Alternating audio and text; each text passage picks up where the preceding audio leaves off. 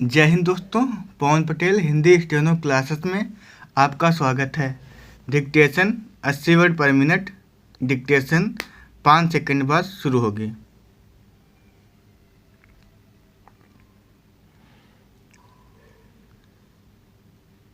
Start. आत्मा का दिव्य भाव अर्थात ऐसी आध्यात्मिक अवस्था जिसमें मनुष्य भौतिक शरीर के स्तर से आगे बढ़कर आत्मिक क्षेत्र की अलौकिकता की अनुभूति करता है, उसे ही आत्मिक दिव्यता कहा गया है। आत्मा को सांसारिक मोह माया से ऊपर उठाकर दिव्य और शुद्ध अवस्था में लाना। मनुष्य जीवन के कई स्तर माने गए हैं, जैसे शारीरिक स्तर, मानसिक स्तर तथा आत्मिक स्तर।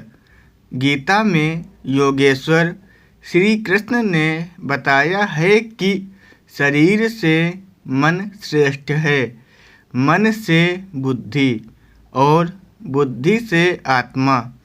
जब मनुष्य भौतिक शरीर के प्रति सचेत रहता है तब वह केवल इंद्रिय तृप्ति के लिए ही कर्म करता है। ऐसी अवस्था में उसके समस्त कर्मों का लक्ष्य केवल भौतिक सुख प्राप्त करना ही होता है। लेकिन जब उपासक आत्मिक चेतना के स्तर पर जीवन व्यतीत करता है तब आत्मा की यह दिव्य अवस्था उसकी चेतना को ईश्वर की ओर प्रेरित करती है। इससे आत्मा दिव्य ईश्वरीय आनंद को अनुभूत करता है। आत्मा की इस उन्नत अवस्था में इंद्रिय तृप्ति पर स्वयं विराम लग जाता है। स्मरण रहे कि भौतिक स्तर अर्थात शरीर के सुख तक सीमित जीवन ही समस्त दुखों, तनाव और चिंता का कारण बनता है। आत्मिक दिव्यता के मार्ग की ओर उन्मुख होकर मनुष्य संसार के समस्या द्वंद्वों से प्रभावित नहीं होता। वह सांसारिक प्रलोभनों की चिंता त्याग देता है। ऐसी अवस्था में उपासक को किसी भौतिक वस्तु की अपेक्षा नहीं रहती।